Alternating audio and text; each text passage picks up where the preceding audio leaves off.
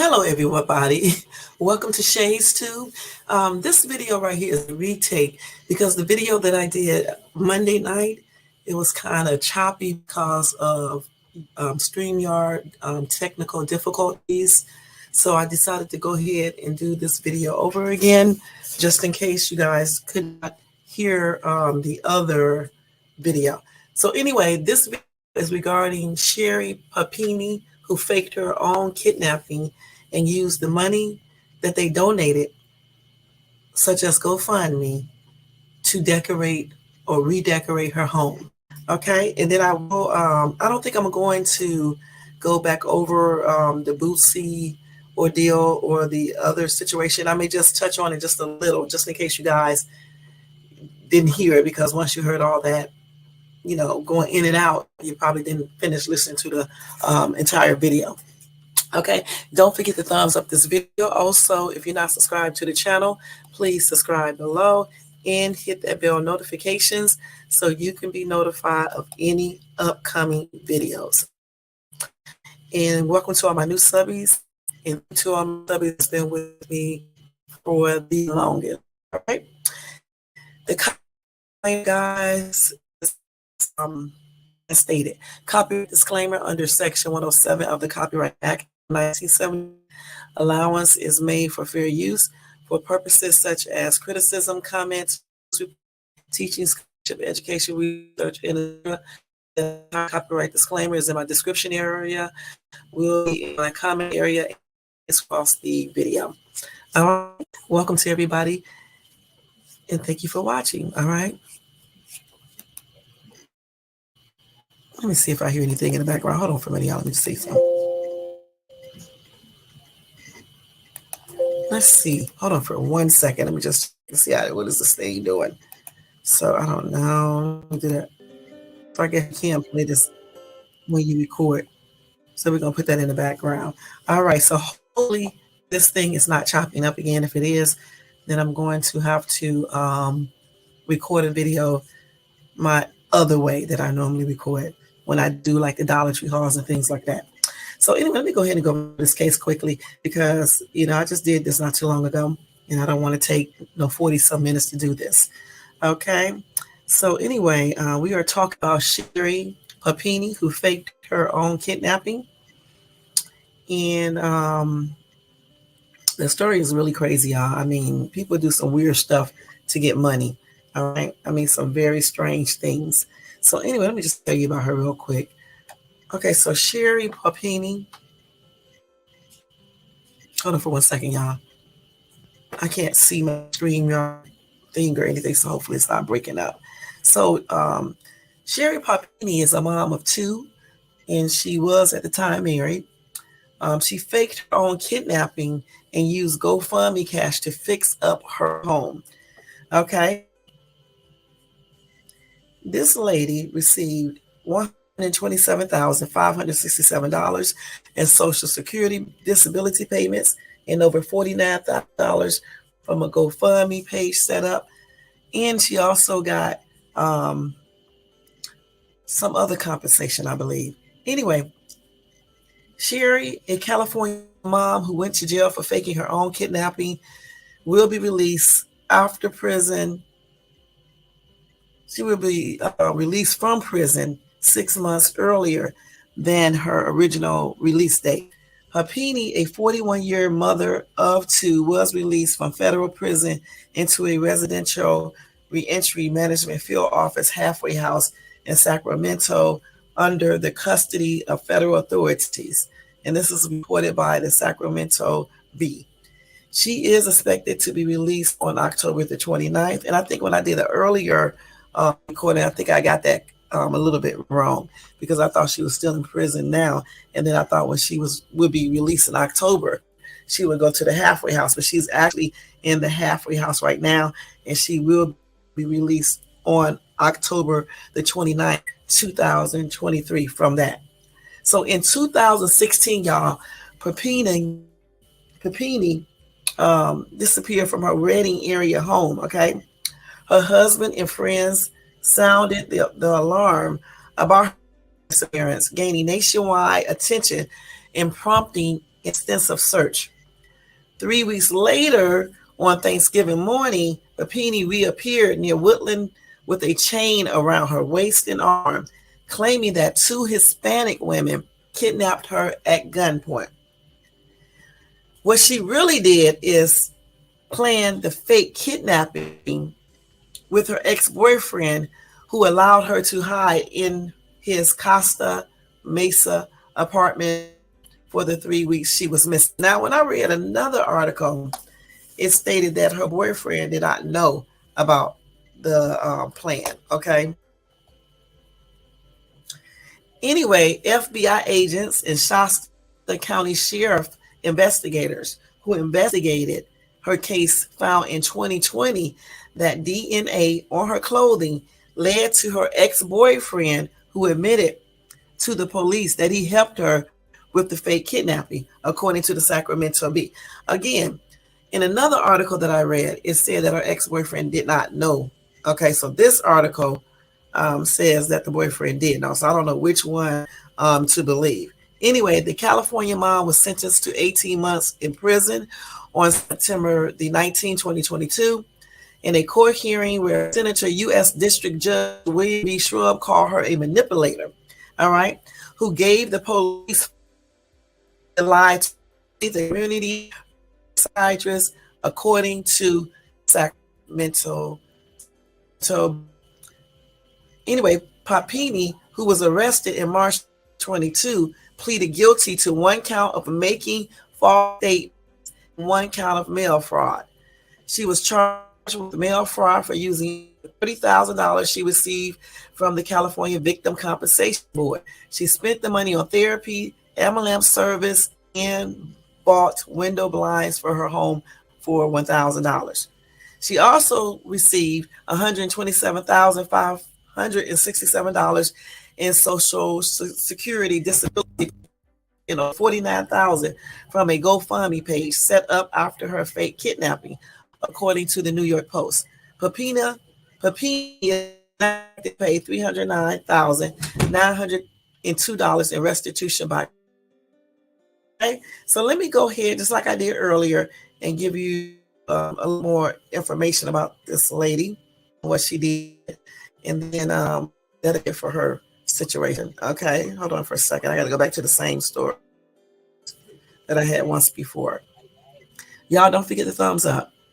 Oh my God, what is her name? Sherri Papini story. Okay, so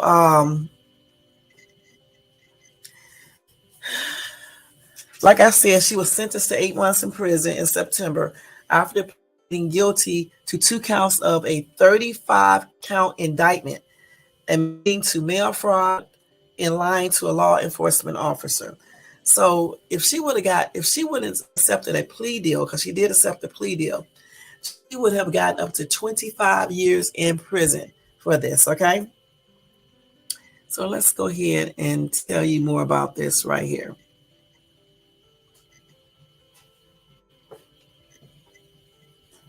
So she disappeared on November 2nd, 2016, reportedly while out jogging a mile from her home in Redding, California. At the time, Papini was 34 years old. She reappeared 3 weeks later on Thanksgiving Day, November the 24th, having been reportedly freed by her captors at 4:30 that morning, still wearing restraints on the side of the county road 17 near Interstate 5 in Yolo County, about 150 miles south of where she disappeared. Anyway, her case garnered major media attention, okay, with national law enforcement experts reporting doubts of or otherwise baffled as to the unlikely details in the inconsistencies of the reported kidnapping.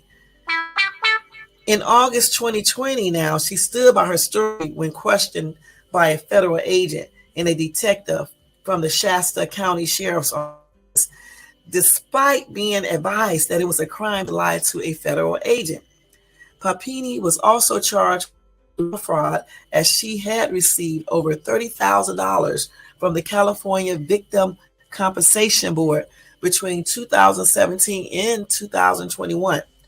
On March the 3rd, 2022, Papini was arrested on charges of making false statements to federal law enforcement officers and for mail fraud. According to the Department of Justice, Papini fabricated the story of her kidnapping. She had reportedly been staying with a former boyfriend, James Ways. During the time she was supposed and had harmed herself in order to give credence to her lies. Anyway, on the 9th of March 2022, Papini was released from jail before her trial on a $120,000 bond, and after surrendering her passport, she and her lawyer had no comment on the allegations against her. At that time, Papini had faced up to 25 years in prison between the charges of mail fraud and lying to a federal officer. However, 6 weeks after her arrest, Papini signed a plea deal admitting that she had orchestrated the entire hoax. So in September 2022, she was sentenced to 18 months in prison and fined a restitution of $300,000. All right. Now, this is how she fooled investigators the time that she was, making people think she was actually kidnapped, right?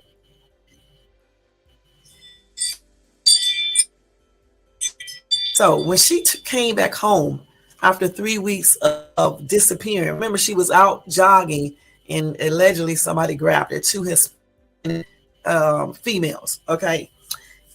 And she turned back home 3 weeks later.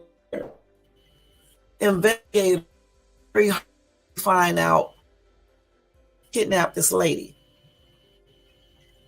But in the end, it was Sherri herself who masterminded her own disappearance and inflicted so many injuries to herself staying with her ex-boyfriend, who was unaware of her scheme. Okay? Sherri told investigators that she was taken by two fictional Hispanic women and held against her will for weeks before being let go. She even told the investigators that the women beat her, okay, and caused all of the injuries that was on her body, along with other things, all right? So anyway, after all this questioning that they did, because like when they first started questioning her, she refused to really answer the questions, okay? She was hesitating, didn't want to answer the questions or anything. And if I remember correctly, I think they started talking to her husband as well, okay? Because she would not really answer questions, like she should have done. She claimed that she was like, going through mental things, I guess, because she was kidnapped. In all reality, she just knew she was lying and did not want to, get caught. All right. So anyway, after they got through questioning her so many times, because I know they questioned her the first day, then they left, came back and questioned her again. Anyway, after all the questioning and talking to her husband and everything, Papini owned up to her lies, pleading guilty to one count of making false statements and one count of mail fraud. Okay. She said, I am guilty of lying. I'm guilty of dishonor. I stand before you willing to accept, to repent, and to concede. And that's what she said during the September 19 hearing. What was done cannot be undone. Anyway,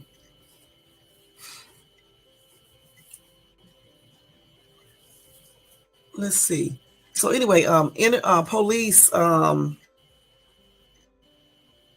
looked at tapes, police interviews to lay out how investigators. What did I just say? Police was, I guess, there was the tapes or whatever the case is that they did of her, recorded of her when they was, investigating her, and they was trying to figure out if she was lying. Okay. Anyway, from the start, the investigators suspected that something was off. That's another reason why they record you, so they can go back and watch these videos to see any inconsistencies or any other weird body language, or, if you say something weird or whatever the case is. Anyway, Sherri, a then 34-year-old mother of two, claimed that she was kidnapped while she was out jogging in her Reading neighborhood. Okay. and that was on November the 2nd, 2016. A massive search was launched for her with community and family members, including her husband, Keith Papini, pitching in to find the missing mom. And again, this is a picture of her. I have her on my thumbnail, but I'm going to show you guys another picture of her as well. So this is the picture of this lady, right?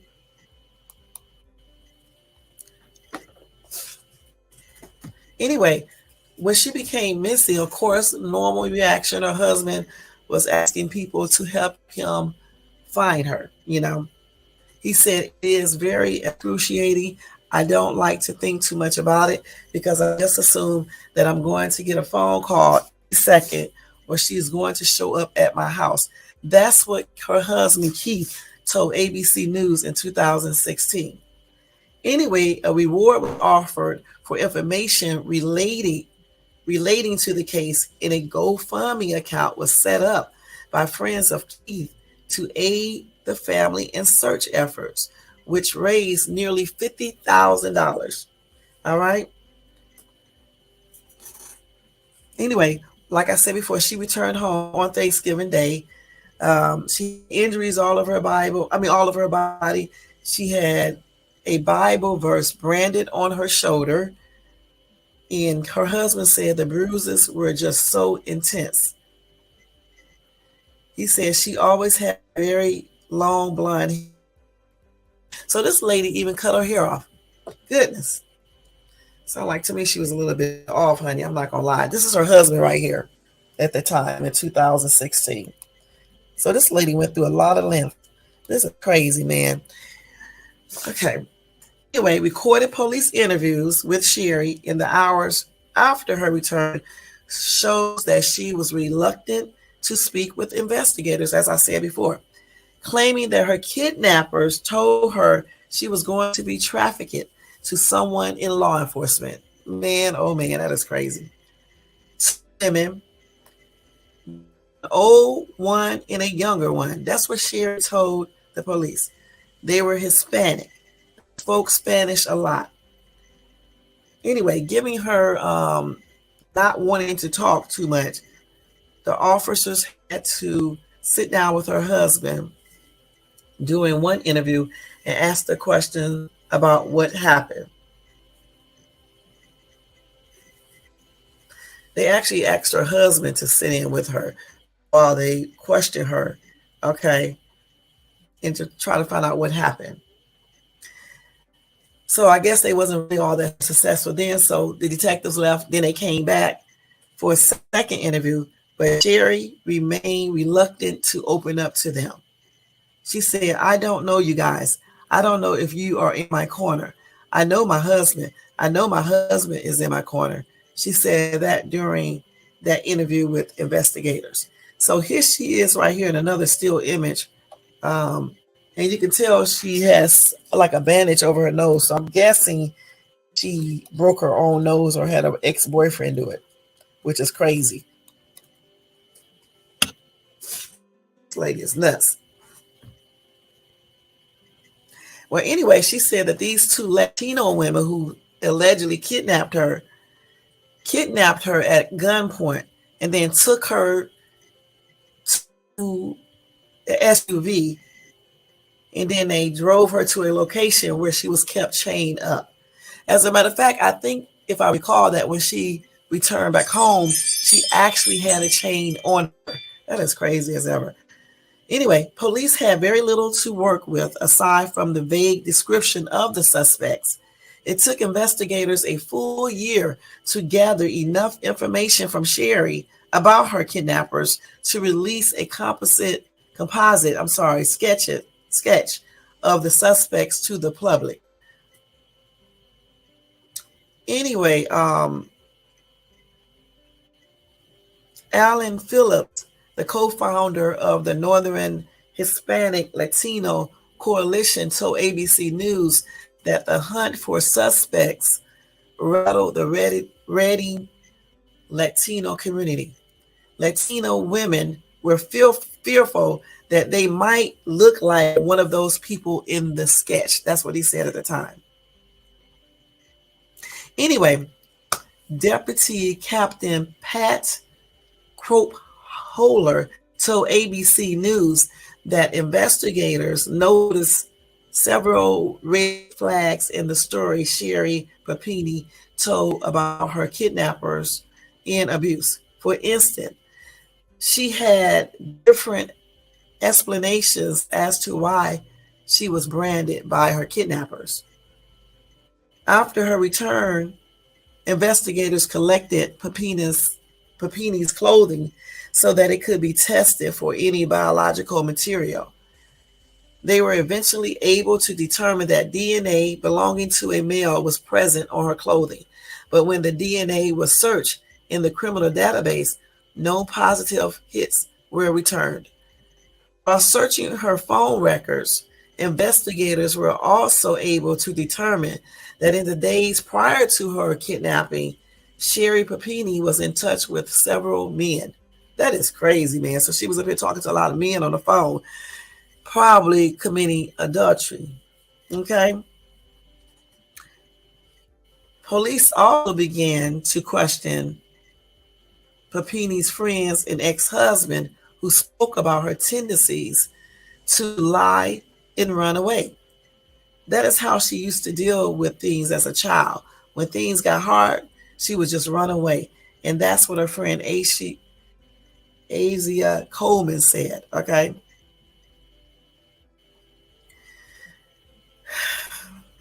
This lady was a trip, y'all. There were some infidelity issues in her background that even Keith had told us about. Damn.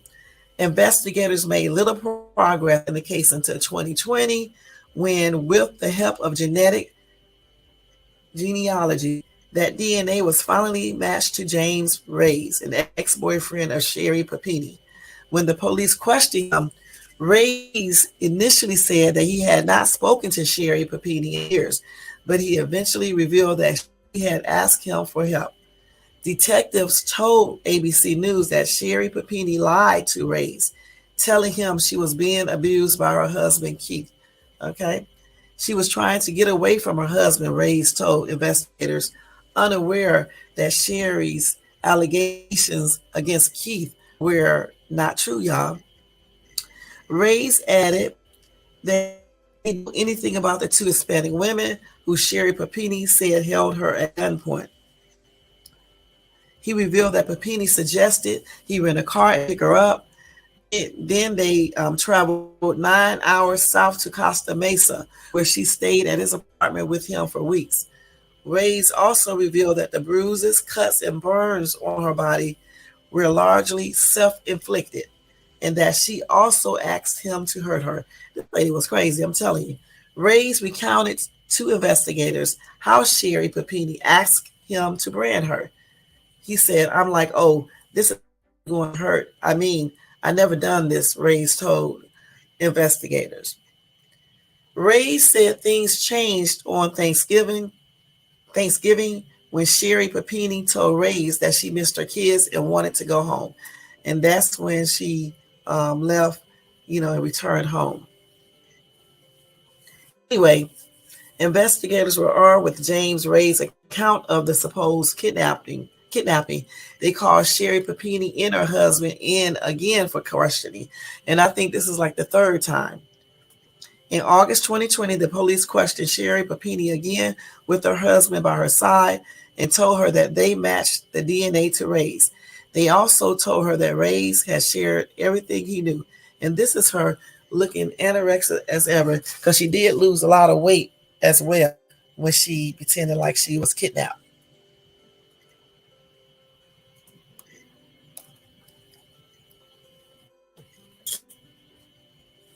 Anyway, Sherri at first deflected questions about Reyes' story, maintaining that she did flirt with other men, and stuck to her story that it was two women who kidnapped her. She said, I don't understand. There's no way this is James. He loves me, she told investigators. Keith Papini was shocked at the revelations and at one point walked out of the room. That's crazy. So when she was probably staying there, what she was doing with this dude. And then he said, I'm the idiot husband who stayed around the whole time. he told investigators. Anyway, Keith Papini would eventually file for divorce in 2022.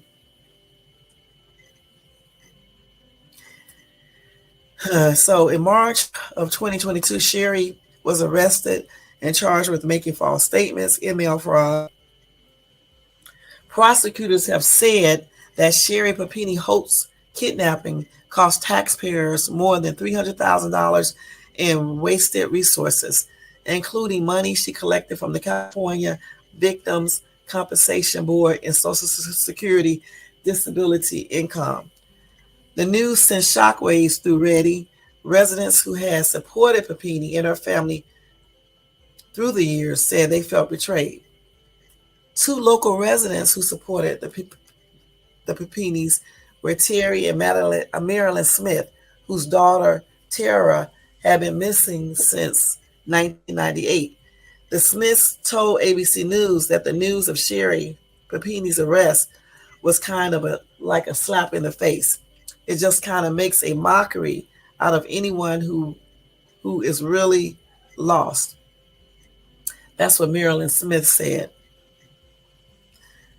Alan Phillips said the Latino community felt, really basically disappointed. He also said there are no dangerous, masked, gun-toting Hispanic Latino women here wanting to kidnap your children, especially if they are white, he said.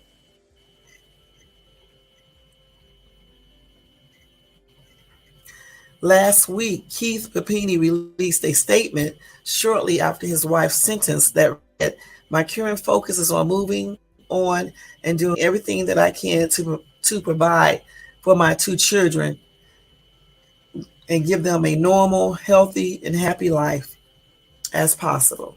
And this is her coming out of the courtroom in April 13, 2022. She had cut her hair really short, looking older, just looking a hot ass mess.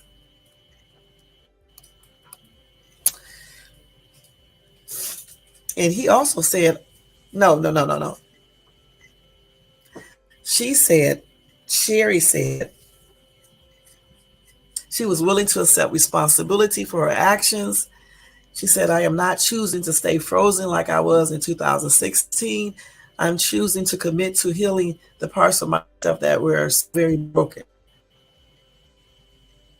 Anyway, again, she has to pay $309,000 in restitution and even question if she would be able to pay the money. And they're asking who is going to employ her in the future. And so she probably won't be really paying anything.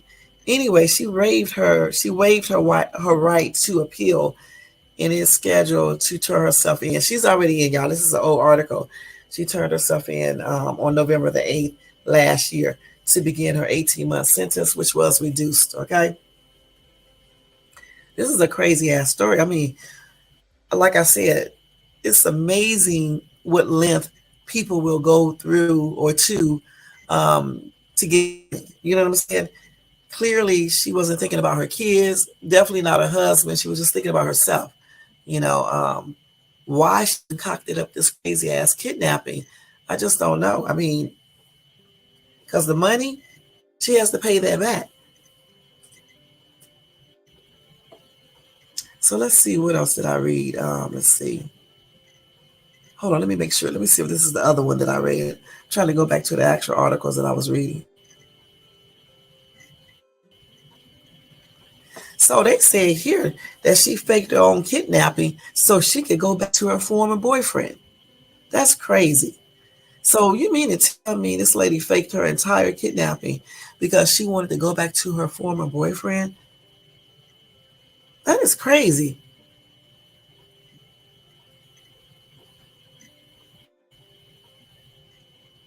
So at first, they was trying to, her probation officers and Papini's attorney had recommended that she spend a month in custody, 7 months in supervised home detention, while prosecutors wanted her to serve the 8 months behind bars.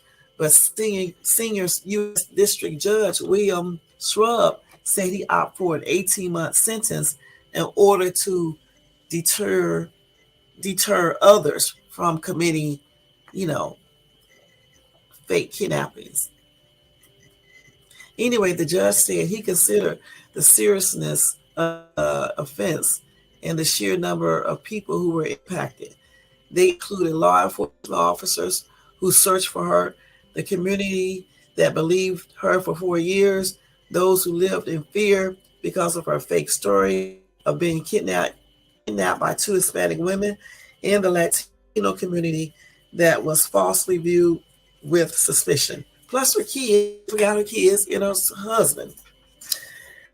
Anyway, Shrub said the nation is watching. Need to be sent the right message. We have to make sure crime doesn't pay.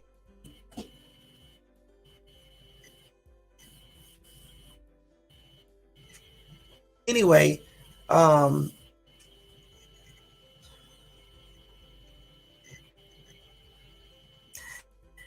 they spoke to her after, no, her defense spoken to after the entire trial, and he said that her sentence was a fair sentence, even though it's longer than.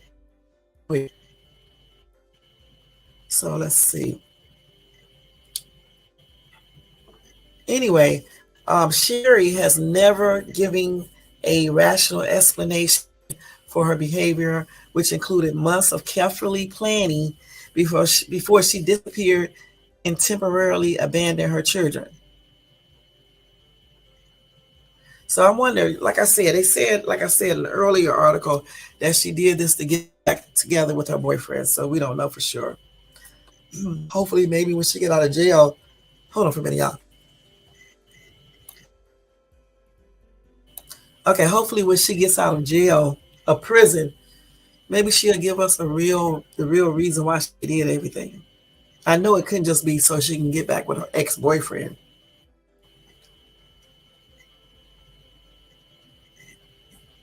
This lady took money and did everything. You know what I'm saying? Made up a whole entire lie.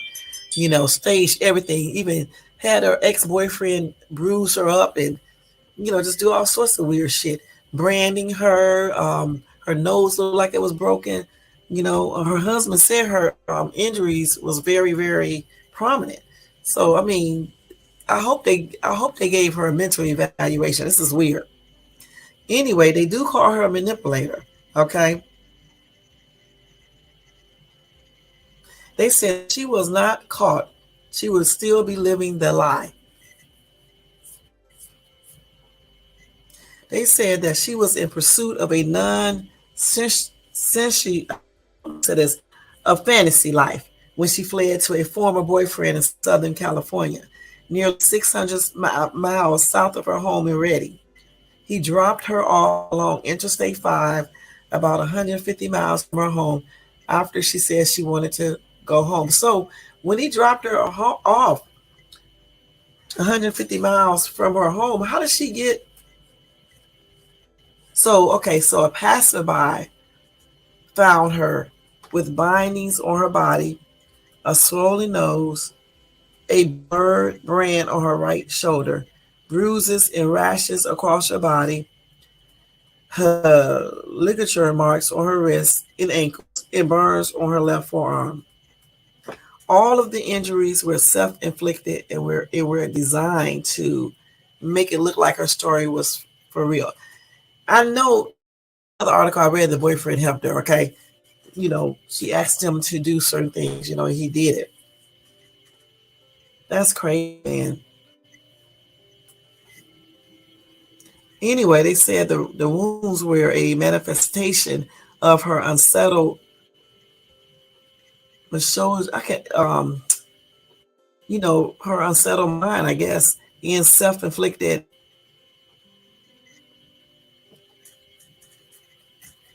behavior, I guess. And once she began, each lie demanded another lie. Anyway, she was treated at a hospital, for psychiatric care for anxiety, depression, and traumatic stress disorder. And then she billed the state victims compensation fund for the treatment and was ordered to pay it back as part of her restitution. I believe something's wrong with the lady, and that's on everything.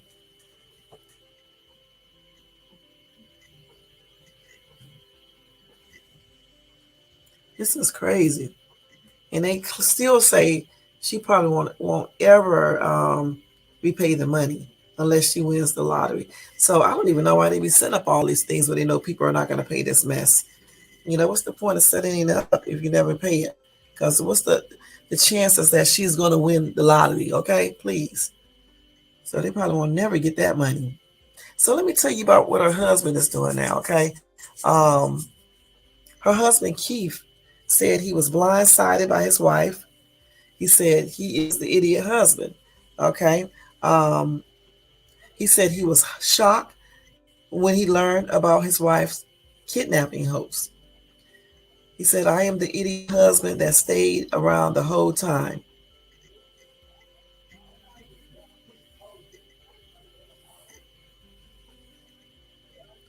And then he did an interview on ABC's 2020 titled "The Vanishing Act." Okay, so y'all may want to check that out. And in that interview, he was telling them what he was saying. I mean, I guess he was answering a question that they was asking him, or either he was repeating what he said out of that interrogation room. Well, anyway, this is what he said. He said, "Now you are telling me, okay, you can go home now. Well, do you think I want her anywhere around my kids or around me at this point?" Okay, so yeah, he was telling the investigators this. Okay, they were saying. Then I showed us the other where this lady was doing the most. I think you guys didn't see that video or long enough to see it. All of the in and out. Surprised that she stuck to her even after you presented what appeared to be this incredibly compelling evidence. Not at all. She had spun the story for so long that she wasn't going to come off of it. Look at her. They tell her that they have proof of phone contact with her and James, and that sends her spinning off into another direction. Oh, I thought I was flirting with other men. It was such a stupid thing to do. This is so crazy. Flirting with children. She thought them tears was gonna work. Flirting with other men, not a crime. Lying to me today? Right. Yes. She just went into her cocoon state where she just tried to control the interview by crying, putting her head in her hands, not answering questions. I didn't do anything wrong. I know you didn't do anything wrong. Right now, you're not telling the truth. Right. This is crazy. Listen, another form. Wait. Just another form of manipulation, and that's all it is. All those fake tears. So she knew she was lying from the get-go. She just knew that she was getting caught, trying to lie herself and cry herself out of it at that time in this room. No way. He loves me. You did. I agree. Did you get an impression from Keith about He wanted to leave. And he was leaving. She up there talking about a whole nother man, her ex-boyfriend, saying that her ex-boyfriend loved her and stuff while her husband is sitting there. And you can tell he wanted to leave. That's sad. That's very sad. he was so angry? He was so angry, so upset, so emotional, and just upset. Now you're telling me, okay, you guys can go home now. Well, do you think I want her anywhere around my kids or around me at all at this point? I don't know what the next stages of this are. That's why It's not us together. I get that I heard that. And I'm going to tell you something. He ended up leaving her ass, filing a divorce, as he should, and seeking full custody of the kids, which I don't blame him, because what she did, I mean, damn, you did when you made up the damn kidnapping story and went through everything. Okay, that's one thing, but then you're gonna go inside of an interrogation room, and then you're gonna say your ex-boyfriend loved you and your husband, and he's sitting there. This lady is absolutely crazy. Let's see what else.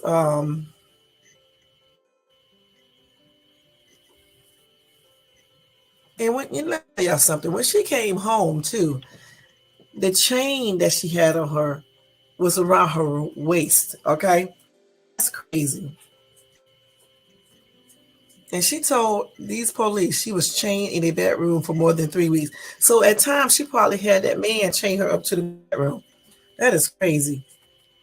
Anyway, her kids at the time was ages 2 and 4, and she left those kids.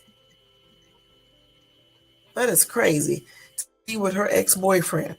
Okay. That is really crazy. Anyway, Keith filed for divorce in April, asking for custody of the couple's 2 children, saying in court papers that he's been traumatized by her kidnapping hoax. The problem started in November 2016 when Sherri left our children at a daycare and simply disappeared. Both I and especially our children were traumatized by her disappearance, and I spent much time and money trying to find my wife. That's what he wrote in a declaration for the Shasta County Family Court, which was obtained by the Sacramento Bee and the Associated Press. Okay, so he was granted his divorce in custody, full custody of the kids. And this is the sketch of the 2 alleged Latino women, Hispanic women, who she claimed kidnapped her. And this is just all a lie. Okay, she could have gotten so many Latino people in trouble, women, by making up this fake story and saying there was 2 Hispanic women and all that stuff. And then the police go out and look for these people and see people that may look like them. That's crazy. And this is a picture of her and her husband. So I don't know, y'all.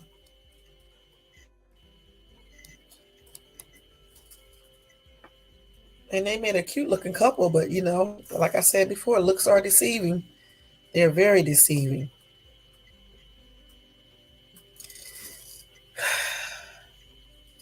Anyway,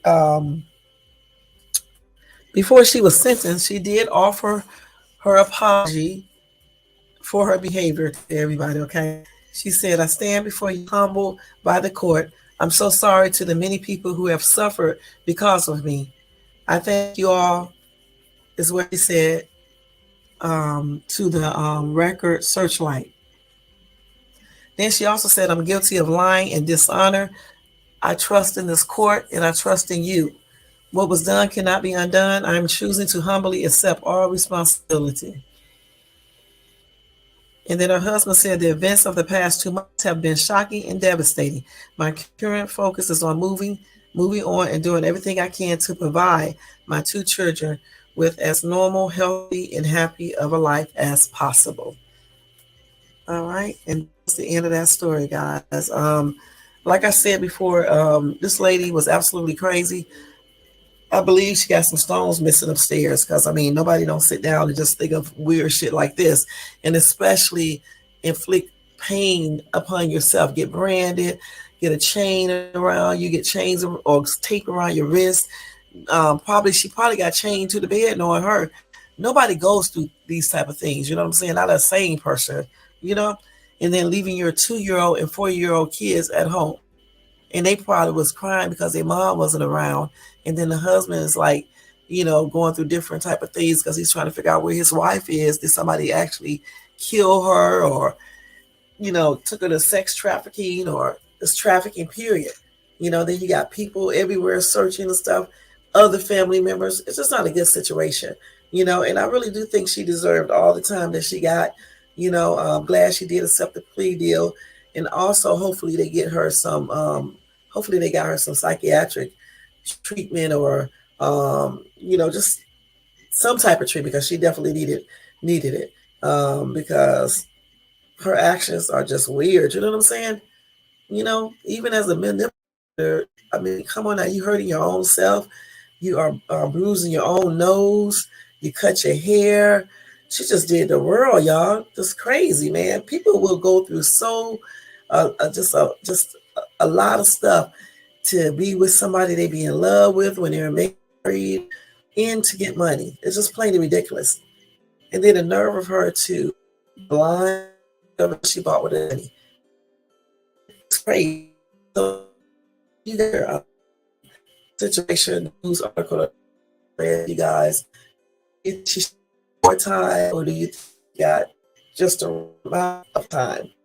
And think about people who fake crimes like this, kidnappings, and and then say, people of color or something like somebody like that are the person, or the person that is responsible for this fake crime. What do you guys think about that? All right. Otherwise, again, I'm glad that the husband moved on, and hopefully he's doing good. And when she is released from that halfway house, she would she would just be, doing better out here and not manipulating people and concocting up lies, things like that ever again. So this is her husband after the divorce. This is back in May the 25th, 2022.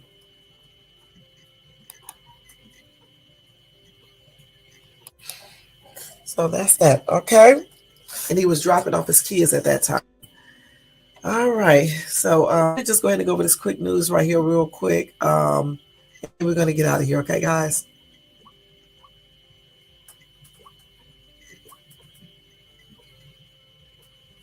Okay, let's see. So I was telling you guys earlier about, for 1 second, let me do something real quick. Hold on 1 second, guys. Hold on.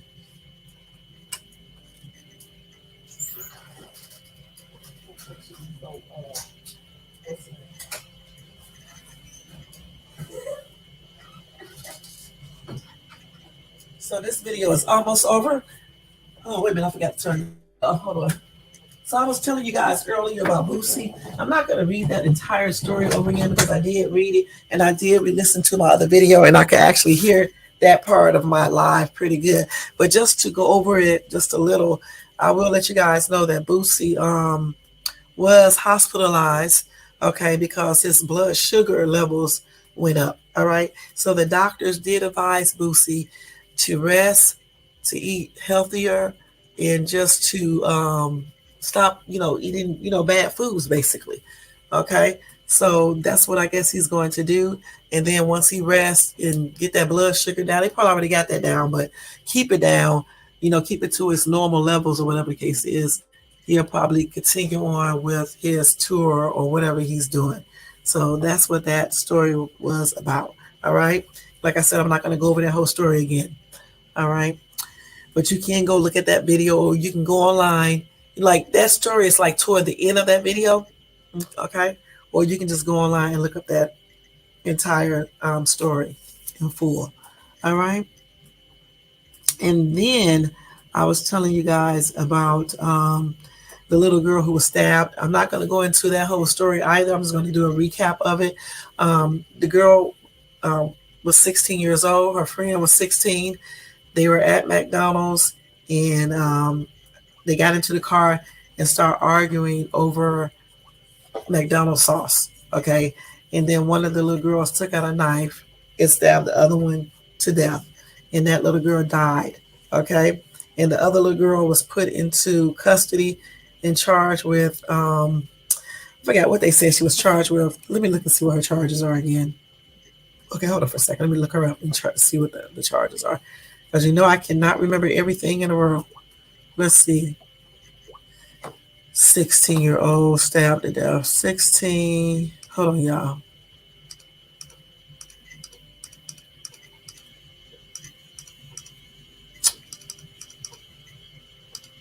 Stabbed at McDonald's. Let's see.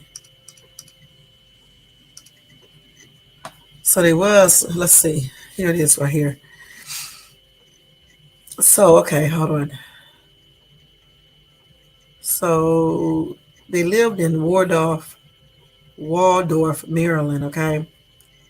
One of the girl who did the stabbing is held at the DC Juvenile Detention Center in the stabbing death of another teenager, and both of them were 16 years old.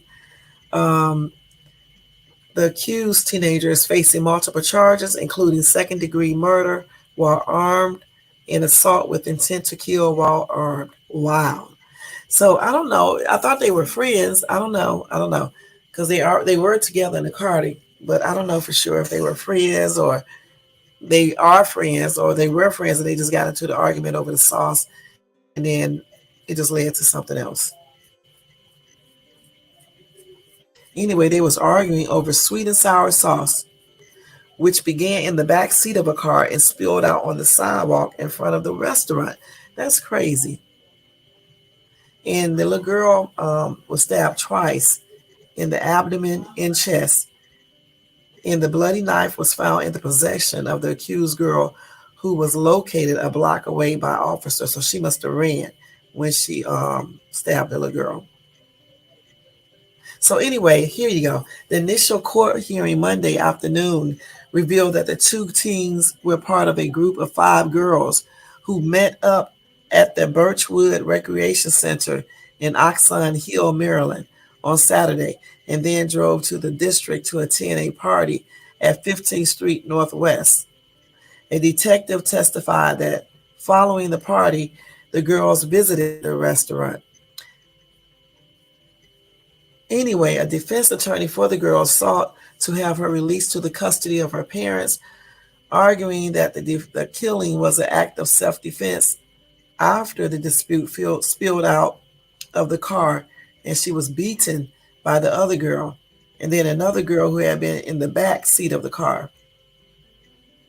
The defense also said that the girl has no previous criminal history, but the judge ordered the girl to be held after a detective testified that video surveillance cameras and witness indicated that that the other girl was stabbed once during the tussle on the sidewalk. Then again, as the teenager accused of stabbing lunged toward that girl and stabbed her a second time as she began to take her seat while returning to the car. Damn. The girl accused of stabbing, the girl who was accused of stabbing the other girl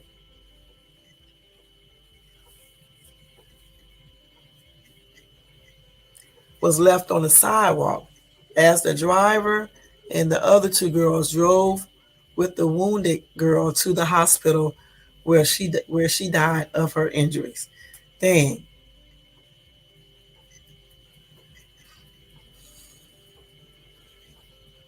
Anyway, that little girl who did the stabbing, the 16-year-old that did the stabbing, was located about a block from where the incident took place, and she was identified by the other girls who were each returned to the scene by homicide detectives.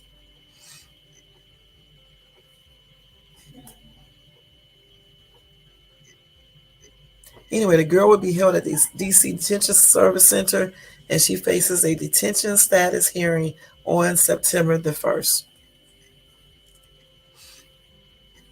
Anyway, the whole entire thing was a senseless thing. This is the little girl with her mom right here, just plainly ridiculous, fighting over some damn sauce, sweet and sour sauce. And the girl should have never took out a knife either.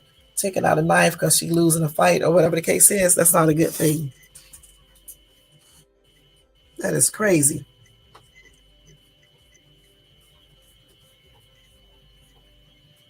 That is crazy. That is crazy, crazy, crazy. But I don't know exactly what would happen. You know, her mom said the same thing because the little girl was 16 as well. But I don't know, y'all. Like I said before in the other video, you know, parents got to make sure that they're teaching their kids how to deal with conflict and let them know that we're taking out no weapons and things like that. It's just plainly crazy, you know. But anyway, my condolences are expressed out, and my sympathy is expressed out to the little girl's mom and dad and other family members and to her friends, and may she rest in peace. And as far as the other little girl, you know, hopefully they get her, you know, talk to her, get her some help, and, you know, find out why she felt like she had to take out a knife, you know, stabbing the little girl not once but twice, you know. Okay, so I think that is it. I did tell you guys one more story. I was telling you guys about the Coyote who was walking around in Tacoma, Washington, I believe, with part of his face missing. And they said he was walking around looking all sad and just sickly, I guess. And they think the coyote has mange. I think that's what you call that, a disease. It's like a parasitic type illness where let's see, let me go ahead and read the story because I know I'm about to say this wrong. Let's go ahead and go to the actual story. Hold on. And then I need to get off of here. Let's see. Where is that at? Hold on. Okay, so hold on, let me see what that says real quick. Then we're gonna get out of here. Yeah, I be feeling sorry for these little animals and stuff at times, Anyway, the coyote was walking slowly while looking down. It looks like it's missing half his face. Although no one knows for sure, some Reddit users believe the coyote is suffering from mange. All right. Anyway, neighbors called the local police and animal control, but they are still looking for the coyote. Okay. So let's see. So mange. Let's see. Mange is some type of parasitic type disease, and I think they're like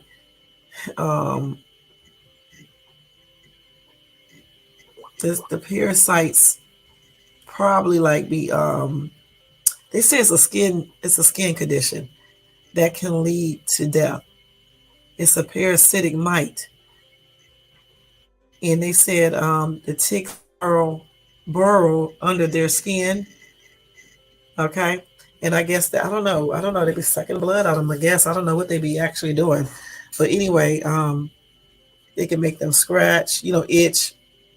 That can make them lose hair, and it can also cause wounds because they're scratching those wounds. I mean, that area, it can make a sore there. And then those wounds that open up can cause an infection, which can kill the coyotes.